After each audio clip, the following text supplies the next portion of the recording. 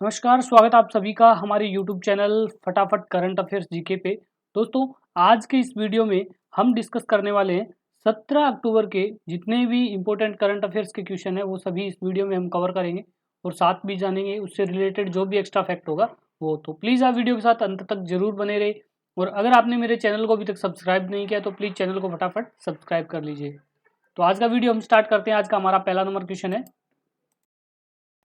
हाल ही में वर्ष 2025-26 के लिए फिक्की ने अपना अध्यक्ष निर्वाचित के लिए किसे नियुक्त किया है? तो वो किया है अनंत गोयनका को। तो ऑप्शन नंबर 3 यहाँ पे राइट होगा, अनंत गोयनका। और FICCI federation of Indian chamber of commerce and industry ने अनंत गोयनका को 25-26 के लिए अध्यक्ष निर्वाचित के रूप में नियुक्त किया है और अनंत गोयनका इस पद के लिए हर्षवर्धन अग्रवाल को रिप्लेस करेंगे। और बात करें फिक्की की, तो फिक्की की स्थापना हुई थी 1927 में और इसका हेडक्वार्टर है नई दिल्ली में। नेक्स्ट क्वेश्चन है, भारत द्वारा पहली बार आयोजित इन रोकन द्विपक्षीय नौसैनिक अभ्यास कौन से देश के साथ किया गया है?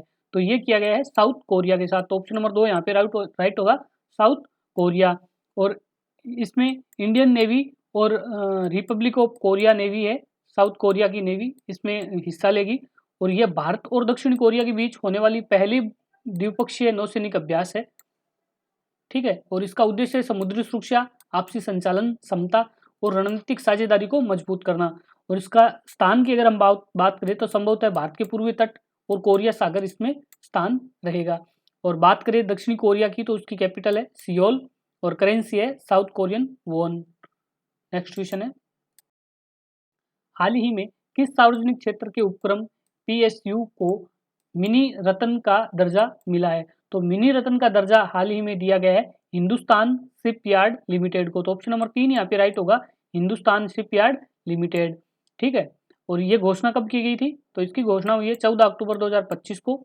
स्थिति की बात करें तो मिनी रत्न कैटेगरी फर्स्ट में इसको काउंट किया गया है और हिंदुस्तान शिपयार्ड लिमिटेड है, यह रक्षा मंत्रालय के अधीन आता है।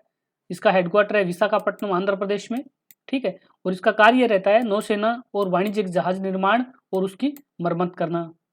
नेक्स्ट क्वेश्चन है, हाल ही में किस खिलाड़ी ने पुरुष अंतर्राष्ट्रीय फुटबॉल में सबसे अधिक असिस्ट का रिकॉर्ड बनाया है? तो वो बनाया है लियोनेल मेसी ने। तो ऑप्शन नंबर 3 यहाँ पे राइट होगा, लियोनेल मेसी। और मेसी के द्वारा अब तक अंतर्राष्ट्रीय फुटबॉल में कुल 60 असिस्ट किए जा चुके हैं और लियोनेल मेसी ने ये रिकॉर्ड है प्यूर्टोरिको टीम के खिलाफ बनाया था। प्यूर्टोरिको के खिलाफ अर्जेंटीना से खेलती है लियोनेल मेसी और अर्जेंटीना की 6-0 की जीत के साथ प्यूर्टोरिको के खिलाफ ये रिकॉर्ड बनाया है।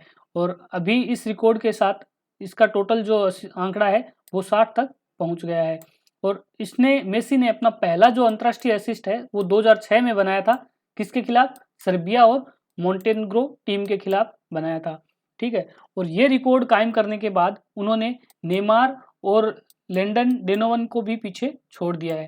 ठीक है, नेक्स्ट क्वेश्चन है, हाल ही में डीआरडीओ ने कौन सी ऊंचाई से मिलिट्री कॉम्बैट पैराशूट सिस्टम एमसीपीएस का सफल परीक्षण किया है?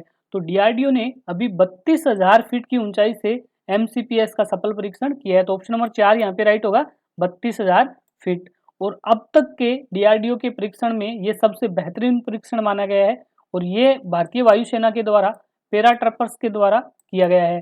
ठीक है, और इसका विकास किसने किया है? तो इसका विकास किया है ADRD, arrival delivery and research and development establishment Agra और DBL defence bio engineering and electro medical laboratory Bangalore के द्वारा संयुक्त रूप से इसका विकास किया गया है।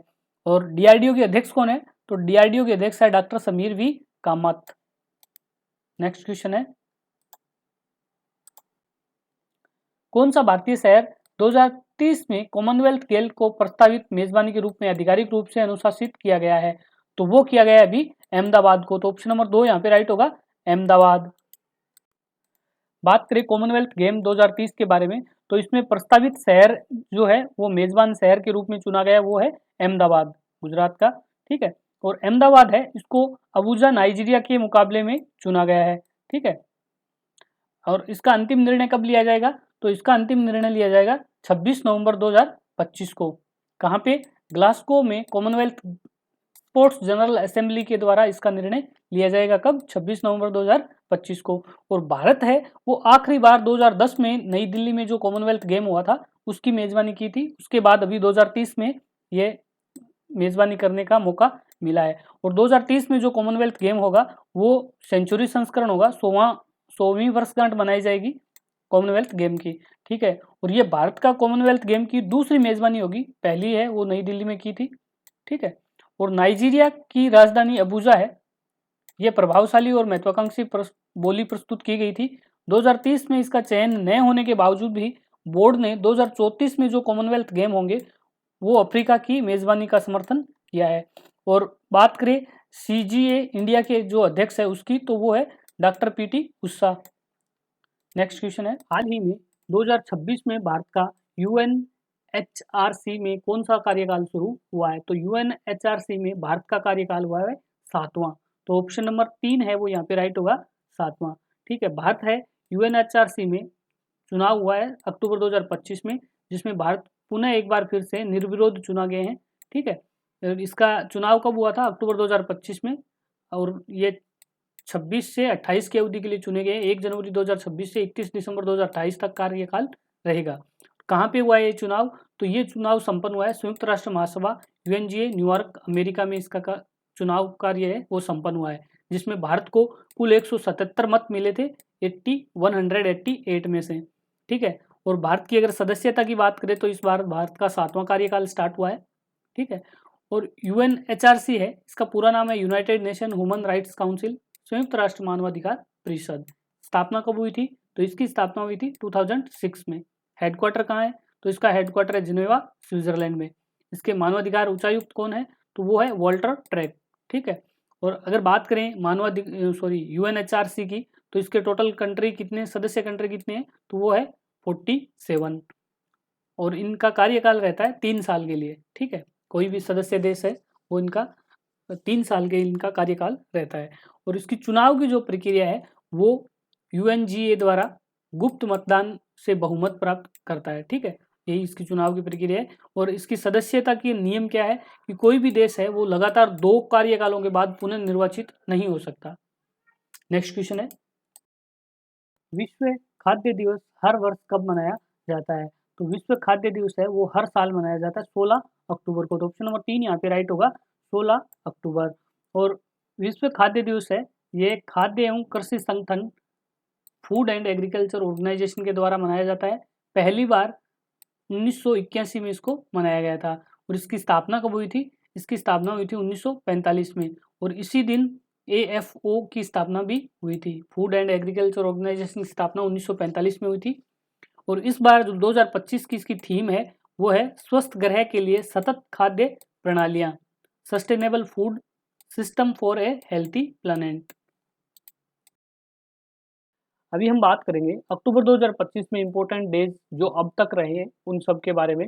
तो 1 अक्टूबर को था इंटरनेशनल कॉफ़ी डे, अंतर्राष्ट्रीय कॉफ़ी दिवस के रूप में 1 अक्टूबर को मनाया गया।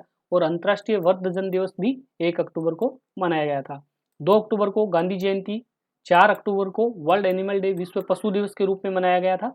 5 अक्टूबर विश्व शिक्षक दिवस, 6 अक्टूबर विश्व आवास दिवस, 7 अक्टूबर वर्ल्ड कॉटन डे 2025 7 अक्टूबर को मनाया गया था वर्ल्ड कॉटन डे, ठीक है। 9 अक्टूबर को वर्ल्ड पोस्ट डे, ठीक है, 9 अक्टूबर को मनाया गया था वर्ल्ड पोस्ट डे। और वही 11 अक्टूबर की हम बात करें तो 11 अक्टूबर को मनाया गया था अंतर्राष्ट्रीय बालिका दिवस। तो दोस्तों आज का हमारा वीडियो यहीं पे समाप्त होता है। आपको वीडियो कैसा लगा प्लीज़ कमेंट बॉक्स में आप ज़रूर बताएं। और अगर वीडियो में आपको कहीं कोई भी कमी लग रही है तो वो भी आप ज़रूर शेयर कीजिए, ताकि आने वाले वीडियो में वो चीज़ ना रहे। तो दोस्तों अगर आपने मेरे चैनल को अभी तक सब्सक्राइब नहीं किया तो चैनल को भी फटाफट सब्सक्राइब कीजिए और पूरा सपोर्ट कीजिए। Thank you.